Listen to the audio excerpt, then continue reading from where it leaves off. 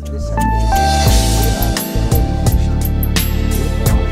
a challenge. One of the challenges that whole notion of regulated learning, monitoring of their own learning, is they're not used to doing things, so you have to actually create structure.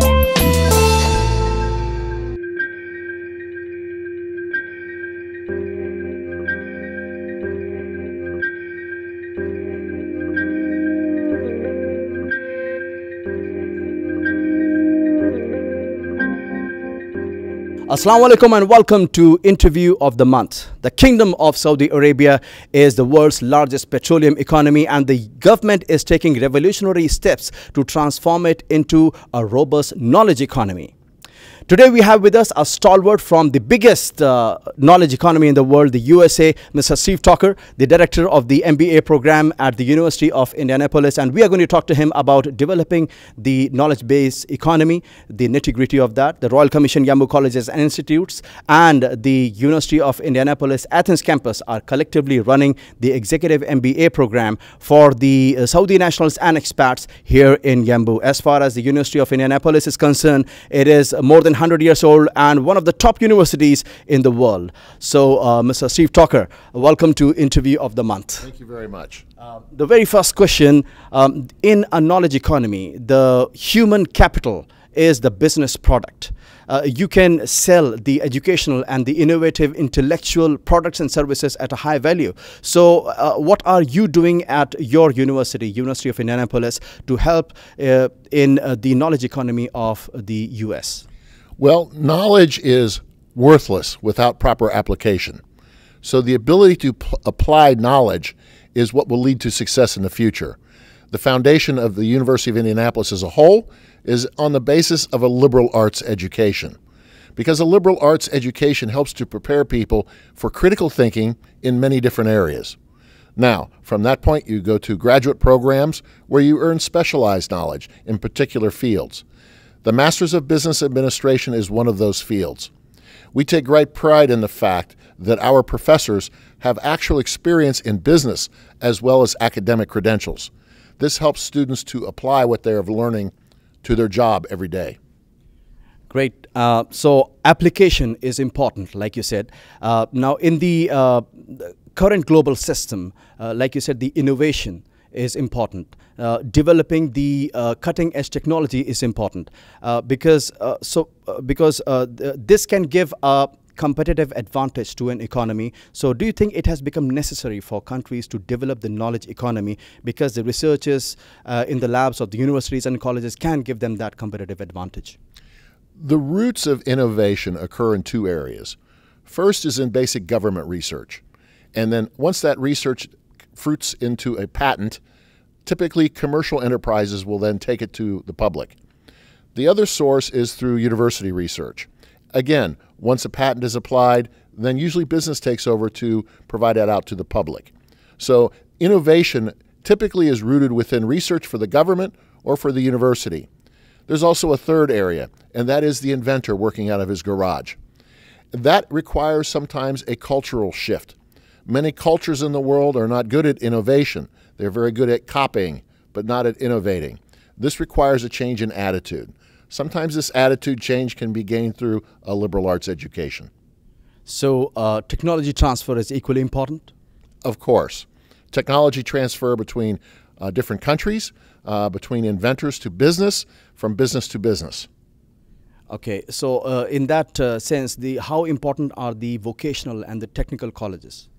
They're absolutely critical, because you cannot have someone who just comes up with ideas without the person that is going to actually put the idea into practice. Exactly. Now, as you see, the world economy, it is increasingly becoming dynamic, and it requires a human resource to be dynamic as well at the same time. The routine jobs are disappearing. 30% of the jobs in the banking sector in Europe are going to disappear. We interviewed Dr. Joseph Ritzin for the last edition of our Interview of the Month edition, and he said that it is very important for people to be innovative, as you said, and at the same time they have to be entrepreneurial as well. So think like a businessman, think like an entrepreneur, maybe have your own business as well. How important do you think is that? I think it's critical. One of the most recent developments we are noticing in the U.S., are groups of spontaneous consultants coming together for a particular project, and then they'll disband, and when a new project arises, a different group of consultants will get together to work on that project. So in effect, rather than having lifetime employment at one company, you now become a specialist in your field of knowledge. You can apply yourself as a consultant and join with other consultants to accomplish projects that are short or intermediate in term, but they are not permanent. What does that mean for our students? It means students must be adaptable. They must be able to work in teams. They must develop specialized areas of knowledge which they can apply. Those are the three most critical areas. And what universities and colleges need to do to get them these skills? Well, that's a good question, because I think most universities do a poor job of critical thinking abilities. One of the benefits of the Masters of Business Administration program at the University of Indianapolis is we attempt to build in critical thinking process into many of our courses. They are not just learning a pattern and a formula to repeat. They are learning basic knowledge, and then we ask them questions that require them to solve problems in thinking new ways. So once a student becomes accustomed to thinking in new ways, they will approach problems differently. Great. And if we talk about the next evolutionary step after knowledge economy, it is said it is the network economy, where the localized knowledge is going to be shared over various networks for the benefit of the network members, so that they could achieve the economies of scale. In the US, how is the government gearing up for the next step, the network economy? Well, the government has put money into infrastructure development within the U.S. And actually, I see the next stage of evolution. As I just mentioned earlier, these spontaneous groups of consultants, they're forming in the U.S. In the network economy, globally, what will happen is these groups will form across country boundaries now. So being multilingual will become more important. The ability to work with people in other cultures. So exchange programs for education become very important. It becomes important to understand how to deal with people in other countries, because the foundation of international business is to realize that the person you are sitting next to may not think the same way you do. At the University of Indianapolis, your MBA program, how are you incorporating these requirements in your curricula and the program? In the MBA program at the University of Indianapolis, we have mostly people from Indiana. They have not been outside the state much. I've traveled around the world in my 25 years in the private sector, so I felt that this was very important to them. So when I joined the university in 2005, the first thing I did was I developed an overseas trip each year where I take groups of students to see how business is conducted in different countries. This provides them the exposure needed to work in global business.